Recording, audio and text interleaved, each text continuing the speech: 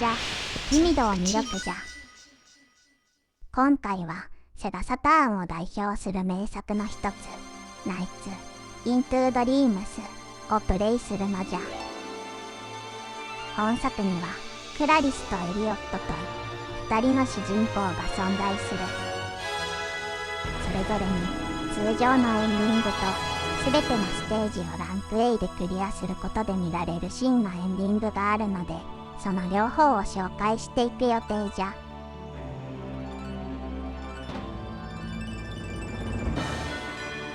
基本的なストーリーやゲームシステムは第1回の動画を参照してもらえるとありがたいのじゃよ。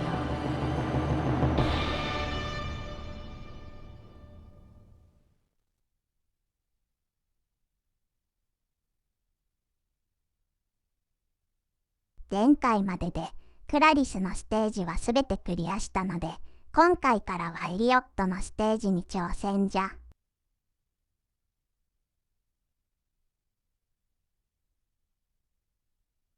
実はエリオットのステージの方が全体的な難易度はちょっと高めなのじゃ。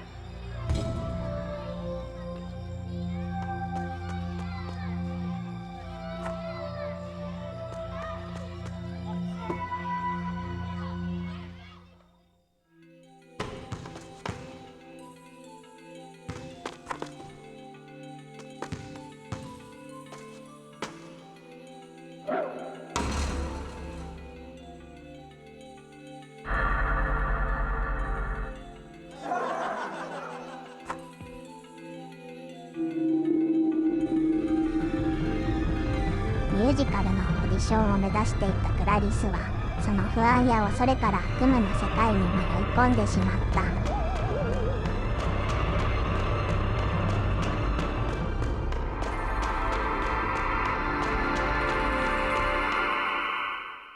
た。エリオットは自分の好きなバスケットボールで負けてしまった悔しさや屈辱が引き金になってしまったようじゃな。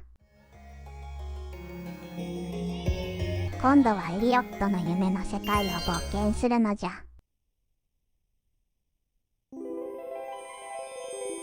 ステージ1はスプラッシュガーデン。水中にできた公園で深い愛情のもとで育てられたエリオットの深層心理が反映された世界じゃ。水は根源や物事の始まり、公園は安らぎを表すキーワードなので納得じゃな。クラリスのステージ1であるスプリングバレーも理想の父親像から作り出された世界なので、ちょっと似ている気がするのじゃ。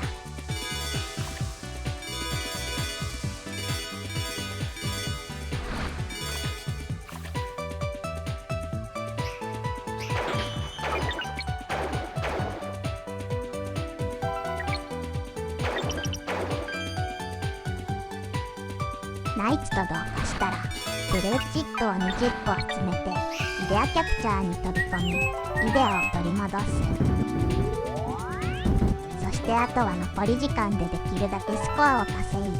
ゴールのイデアパレスに入る。クラリス編と同じく基本的にはこれがこのゲームの流れじゃな。しかしランク A を取ろうとするとできるだけリンク数を重ねたり無駄のないプレイが要求されるのじゃ。それでもあまり厳しすぎずわしのグダグダなプレイでも頑張ればオール A を獲得できるくらいのゲームバランスが素晴らしいのじゃよ。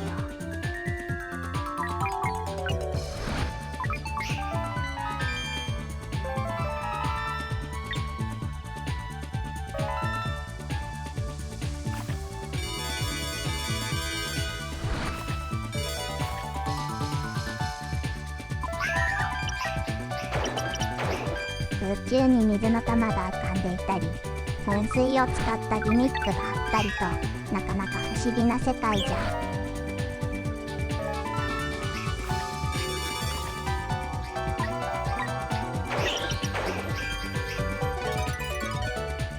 よし、放水池はクリアじゃ。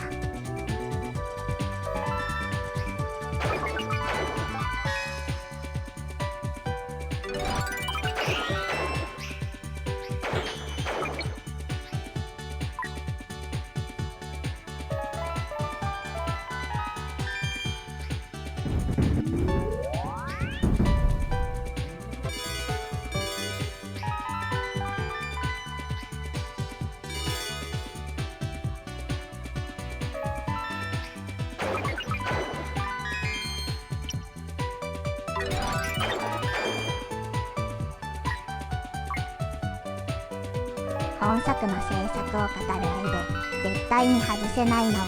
セガの天才プログラマー中裕二氏じゃ。本作のプロデューサーでありリードプログラマーでもある彼はセガ MAX3 でファンタシースターの滑らかなダンジョンやスペースハリアーの移植、メガドライブ版の大魔界村の移植などでその天才的なプログラマーとしての才能を発揮する。そして彼の代表作といえばセガの看板キャラであるソニック・ザ・ヘッジホッグであり、まさにセガの宮本茂と言われたゆえんじゃ。そんな彼がリードプログラマーとして最後に手がけたのがこのナイツじゃ。複雑な処理が要求されるセガサターンの2つの CPU をフルに活用し、C 言語ではなくアセンブラで組まれたそのプログラムはまさに天才の所業だったと言われている。後に PS2 に移植された時、ステージの背景情報が PS2 のメモリにすら収まりきらない膨大なデータで、1世代前のセガサターンでどうやっているのかと調べたら、背景情報をマス目に区切った土俵の高さ情報だけで構成するという恐ろしい圧縮方法をとっていたらしい。ナイツのプログラムはこういった中裕二氏の天才的な発想で組まれており、 PS2 の移植にあたりアセンブラを解析していたチームがアセンブラを解析しながらの開発だと2年経っても終わらないと悲鳴を上げたそうじゃ。まさに天才じゃな。まあその後プログラムを解析しての移植を諦めて、途中からゲームを目で見てコピーした移植スタッフもすごいから思いのじゃよ。ガーチャファイターを開発した鈴木勇士やファイナルファンタジーを手掛けたナーシャ・ジベリ氏など、ゲームの創創期にはこういった天才プログラマーの伝説があちこちにあるのじゃよ。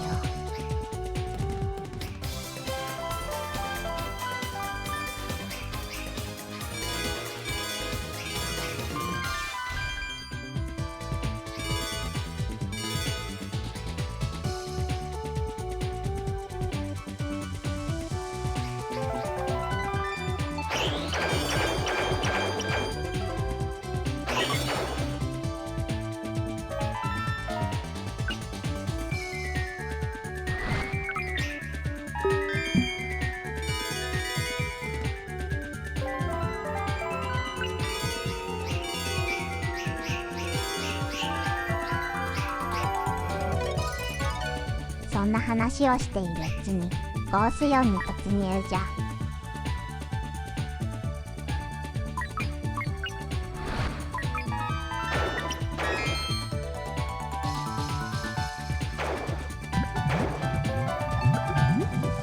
ステージ1にもかかわらず視点が変わることが多いというのも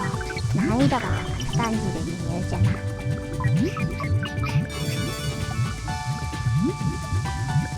この海底洞窟みたいなところではしっかりナイツの足がヒルに変わっているのも表現が細かい。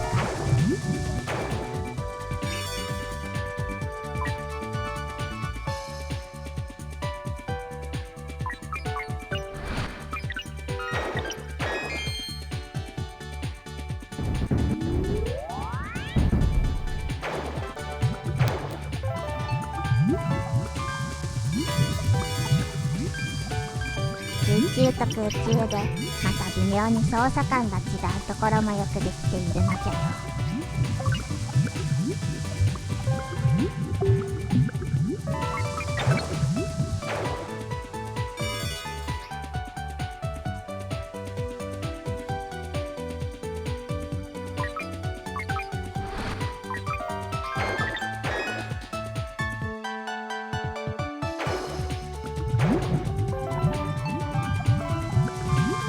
視点が大きく変わることもあり、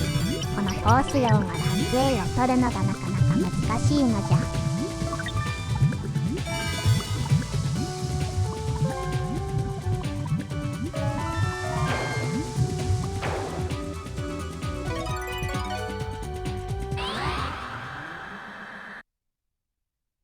なんとかオレイでボス戦に突入じゃ。ステージ1のボスはパフィーじゃ。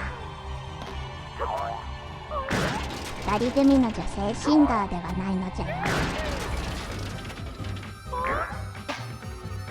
パフィーは直接ダメージは与えられず、壁にぶつけていくことで倒すことができる。ぶつける時の角度がポイントじゃな。一番奥の壁にぶつければクリアじゃが、逆に飛ばしてしまうと時間をロスしてしまう。よし、倒したのじゃよ。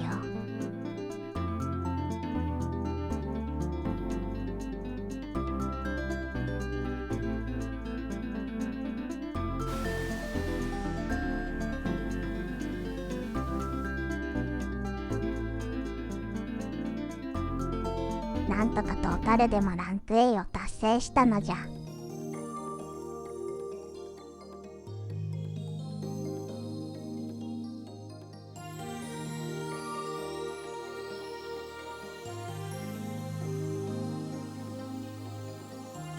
空に海があったり、なかなか不思議なステージだったのじゃよ。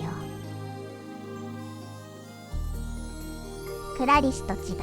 ステージ1からなかなかハードなのじゃ。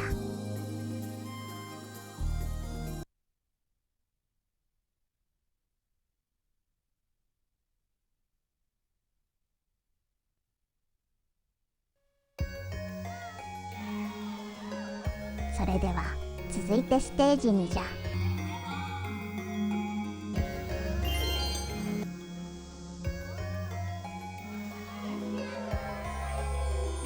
ステージには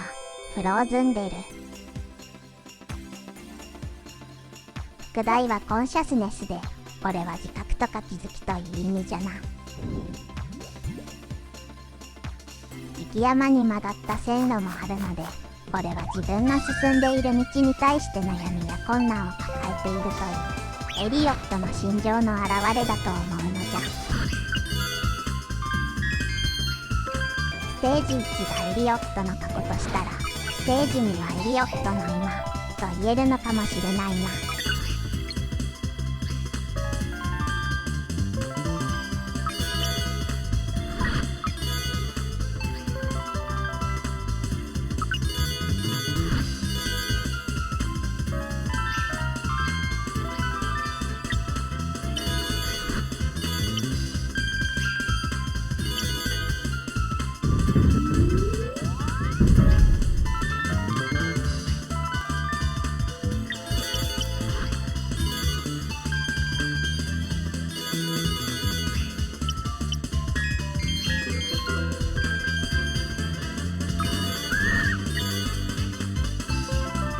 ナイツのもう一つの特徴はデザインじゃ。夢の世界というキャラクターや世界観という意味のデザインもあるし、ゲーム全体のゲームデザインという意味もある。本作のゲームデザインを手掛けた飯塚隆氏はソニック3からずっとソニックシリーズに関わり、現在はソニックシリーズ全体の統括を担当し、2023年にはセガの執行役員にもなっている。そしてナイツのキャラクターデザインを担当したのは元祖ソニック・ザ・ヘッジホッグやドクター・エッグマンをデザインした大島直俊。ソニック CD からシリーズに関わり、メタルソニックなどをデザインし、現在はソニックシリーズのクリエイティブディレクターを務めている星野和之氏もキャラクターデザインで参加している。まさにソニックシリーズを支える中核メンバーが参加しており、セガサターンという新しいハードでソニックと同等の新しいゲーム、キャラクターを生み出そうといった高い志が感じられるのじゃ。魂を込めると言っても過言ではないこのこだわりと思いが、きっと今もなおこのナイツを愛するファンにも伝わっているのだと思うのじゃよ。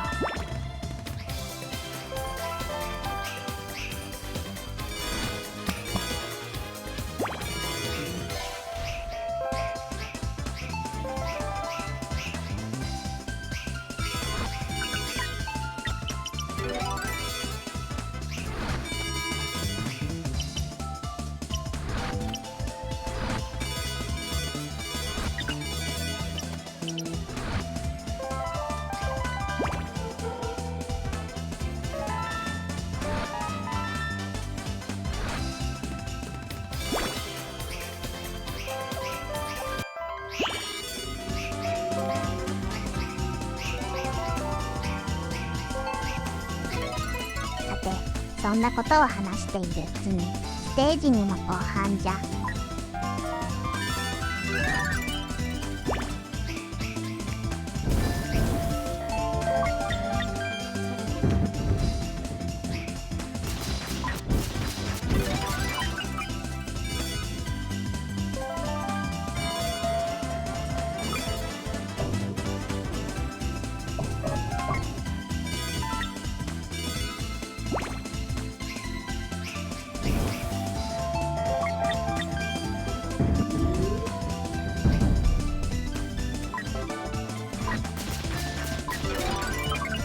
ボスさんはあちこちにある線路や踏切、信号などが気になるな。踏切は物事が思うように進まない状態や自制心、抑圧などを表す要素じゃ。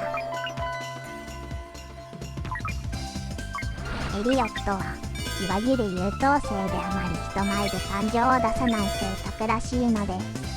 心の奥底で感じた悔しさや屈辱に自分で気がつくというのがこのステージの意味なのかもしれないな。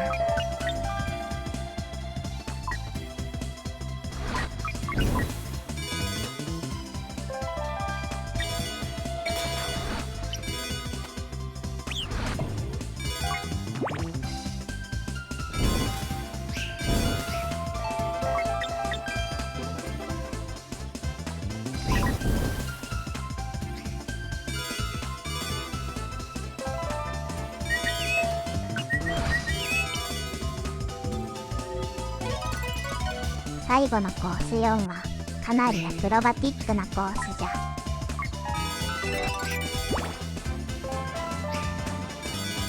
前半は普通なのじゃ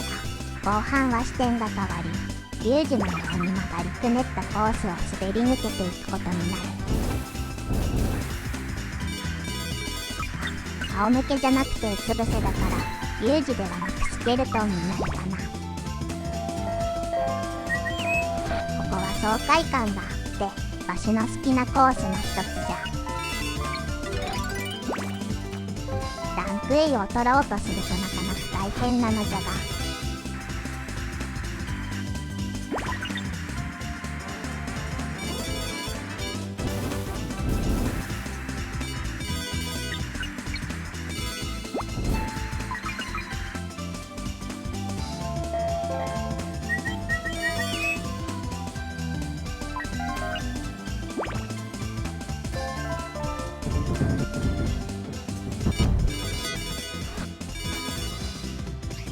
特に後半のスケルトンコースはブルーチップなどアイテムの場所をある程度覚えておかないとうまくリンクがつなげないのじゃ。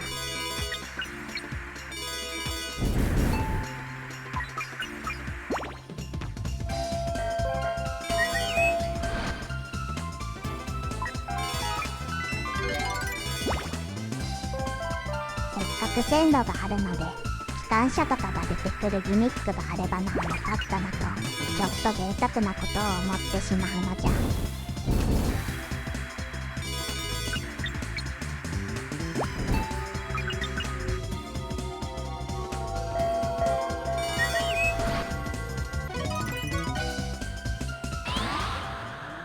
というわけでランク A のままステージ2のボス戦じゃ。ステージ2のボスはクローズ。このボスはちょっと特殊じゃ。動きが素早く普通にプレイしても追いつくことはできない。しかもステージの上下にあるネズミ花火に火をつけていき爆発するとダメージを受けてしまう。なので火のついたネズミ花火を目指してドリルダッシュで破壊していくのじゃ。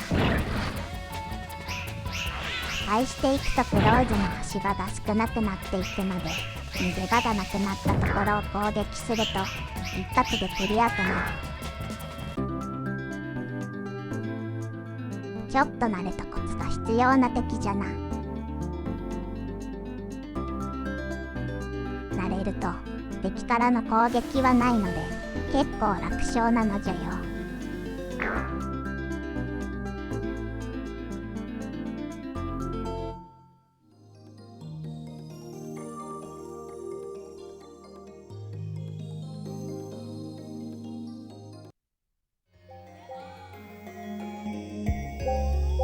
次はステージ3じゃな。ス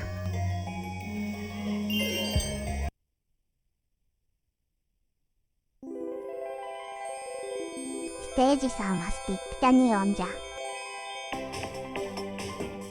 副題はリバイバルで復活とか再生という意味じゃ。荒れた大地と建設途中の工場が融合する渓谷地帯となっている。工場は創造とか意欲という意味を持つので困難な状況の中で新たに生まれ変わろうとしているエリオットの未来をイメージした世界観になると思うのじゃ。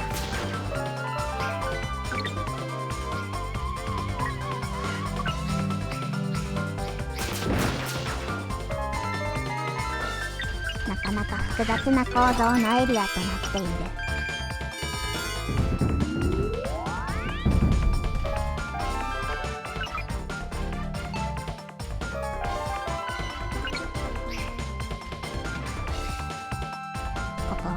上下どちらかに磁石のように引き寄せられてしまうのじゃ。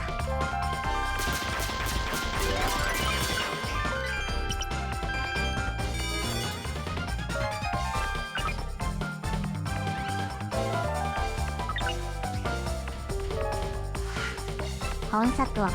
上でもう一つ欠かせないのが音楽じゃ。作曲担当の一人片谷直文氏といえばソニック CD やハイブリッドフロント、セガラリー、そしてスペースチャンネル5、君のために死ねる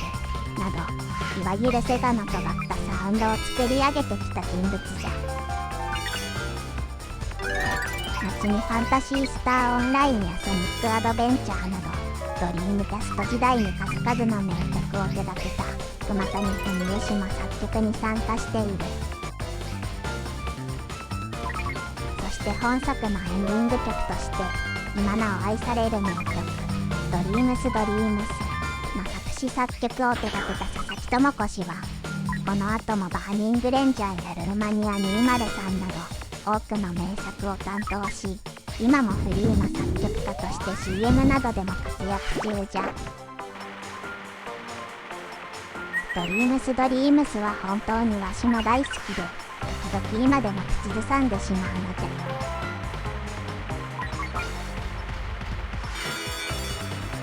ゴンドラのようなものに乗ったりステージ3はかなりアクロバティックなのじゃ。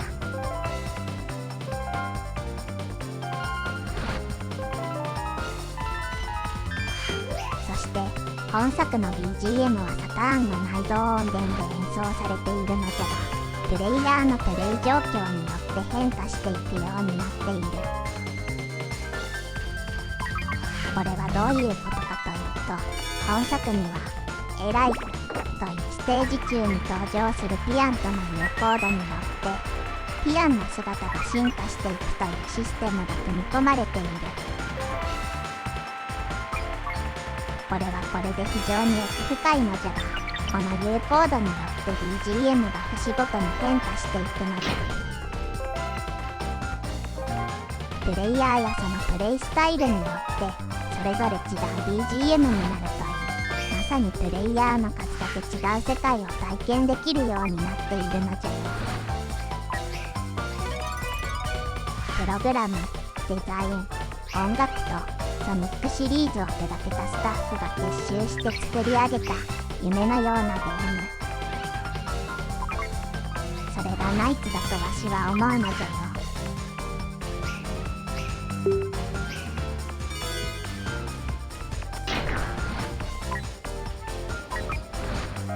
この謎の光線を浴びると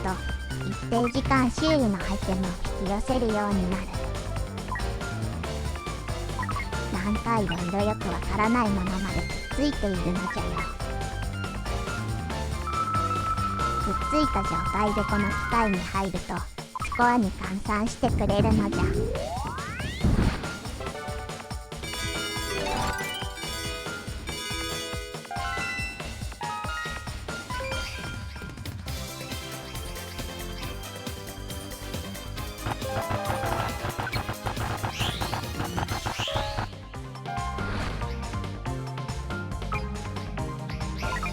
このコースさんはかなり構造が複雑なので、最初に来た時はもうなんだかわからなかったのじゃよ。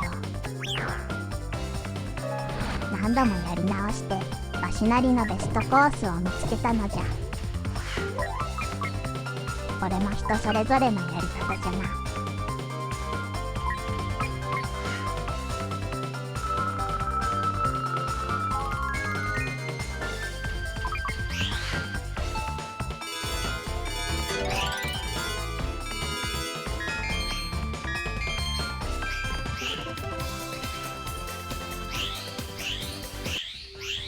もう時間がやばいな。いよいよ最後のコース4じゃ。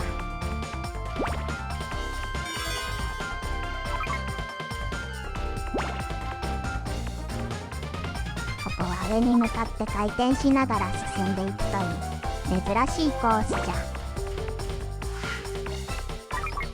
アイテムも結構取れるのじゃが、ここで時間をかけると後で時間が足りなくなるので、できるだけ早めに最上階を目指した方がよい。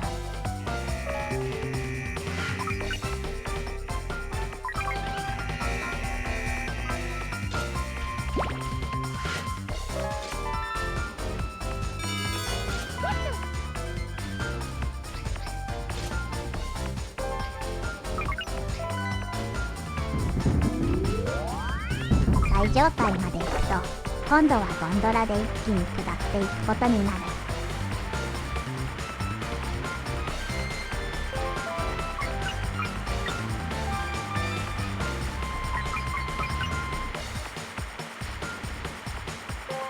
なんというか、もうジェットコースターじゃな。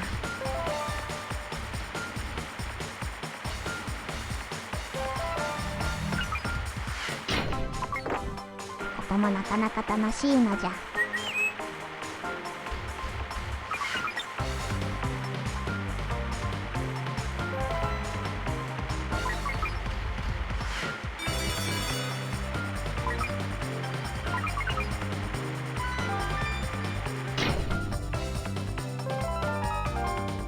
というわけで、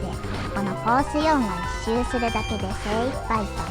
時間との勝負のコースなのじゃ。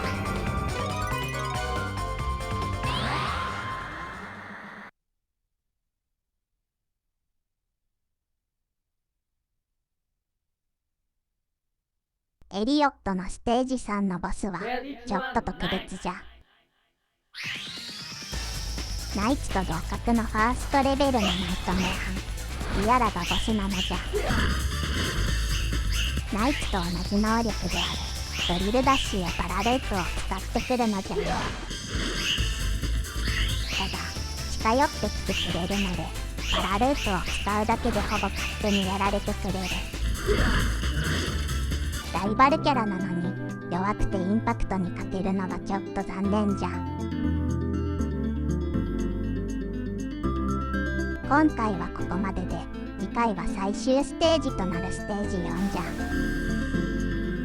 ステージ4はクラリスと同じステージだが、当然エンディングが異なる。もちろん通常エンディングと真のエンディングを紹介するのじゃ。では次回もよろしくな。